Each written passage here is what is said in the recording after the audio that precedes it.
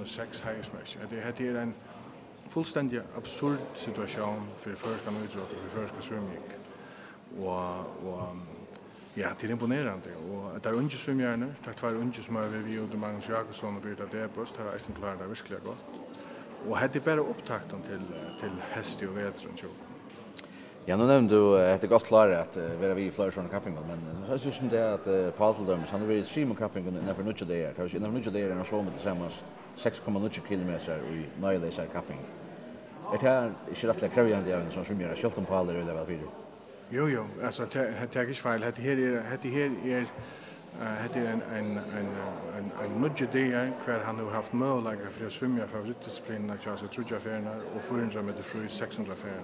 Omskylda inte 600, bara 6 färnar. Och det är en fantastisk möjlighet att lära att svimja kapping. Och det är ingen ivig om att han sväm för de sista 1500 meterna i Stockholm i Johan. Det var en trött med och så. Idén om vi har färdat till Trudjar World Cup-stävner innanför nudge det är till att han ska pröva att svimja 1500 meter om att. Så det är en kämpa väldigt stora kapping så ska man svimja 1500 meter fri inlägande till en rättliga goda tog för vi behöver komma i finalen. Så det är extremt viktig grundträning i att svimja shot till stävner. Mal vet att han hållast utungare träning och ny trappa. Så kan han svimja sig till ena guld och 2 silver i 1500 meter fri mot den bästa i heimen.